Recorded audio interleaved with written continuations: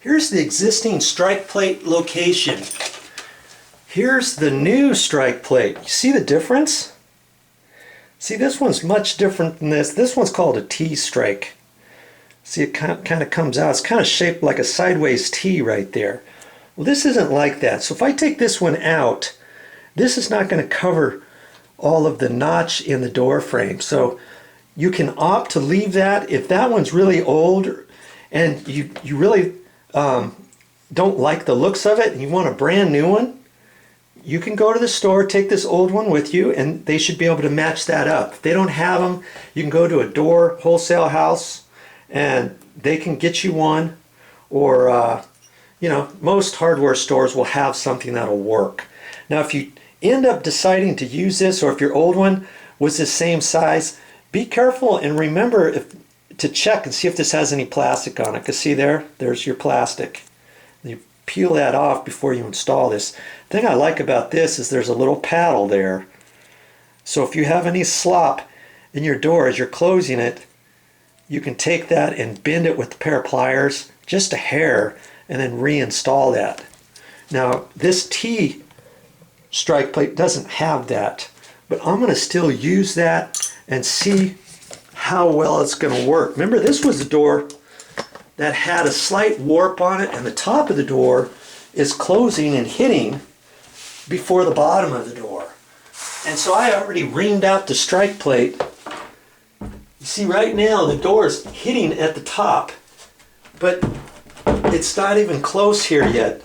See how it's wiggling? So I adjusted it and sell that slop, but you don't hear it because it's sprung, because the door's tweaked. You're not going to push it any tighter than that when you close the door anyways, right? But if it was chattering like that, you didn't have any friction on the door like that, then there's not much you can do with that T-strike. And if you had the little nib on it, then you could bend it out. The thing you could do then is you could put some silencers on the back side, you know, some clear round ones, you know, and put them on the door, and then that'll shim the door just a hair, and then it won't chatter or something. But that's something you want to do too. You know, make your door close nicely without it chattering. Okay? So far, so good.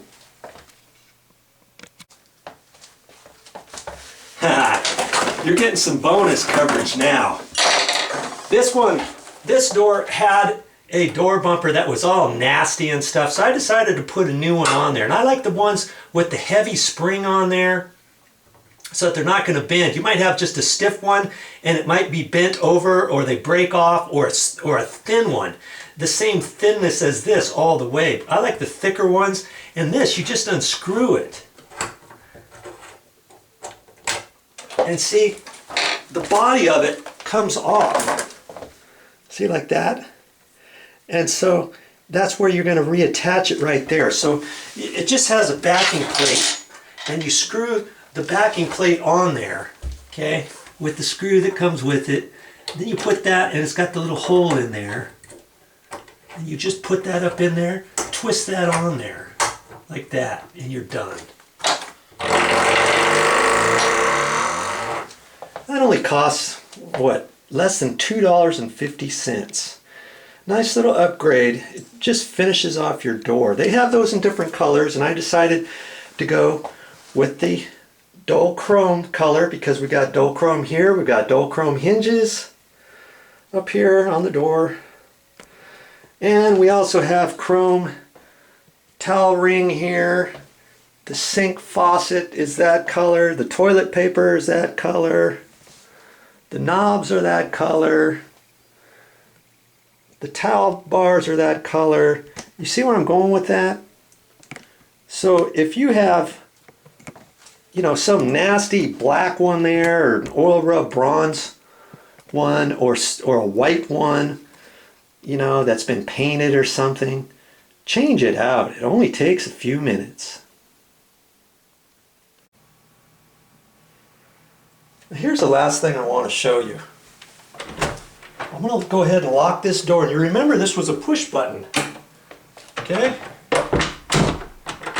It's locked. All you're going to do, this comes with it right here. See there? Save that. Nice little tool. You're just going to take that, put it in the hole, and push. There you go. See there? It's locked. Put that in there, push. Voila. Very simple. Nice little tool to have. And generally, what you do is if you had some trim up here, usually there's door casing up here, and you can take this and just put it on top of the door casing, and you know, it's just on the outside of the door. That way, if this door is ever locked, you can reach up there if it gets locked you know, by accident. Your kids are in there playing around or whatever, and you want to get in quick.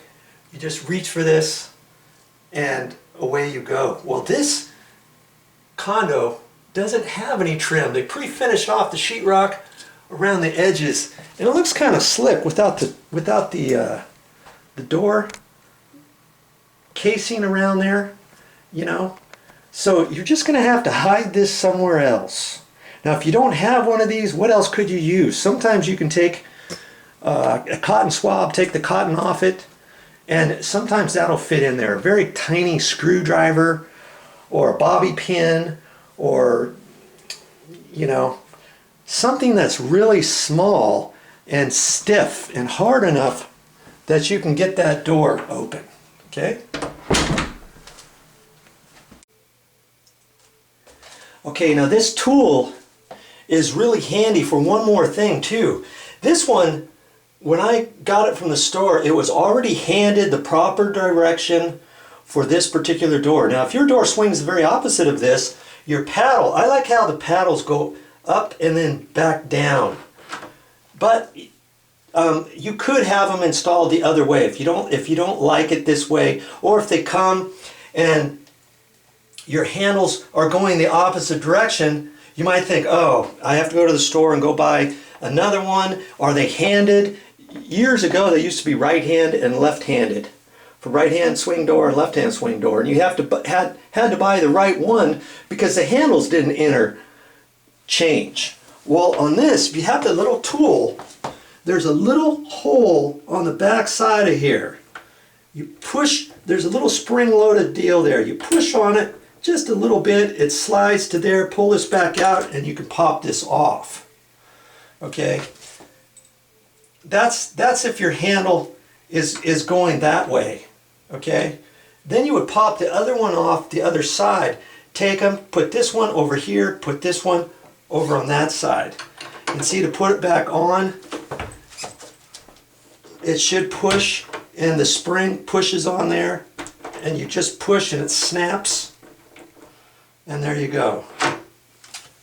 Check that, make sure it's on there tight, because sometimes you might think it's on there all the way and you pull hard and it pops right off. Okay? It's got to snap on there. There's a definite little catch there. Okay? There's a tip for you.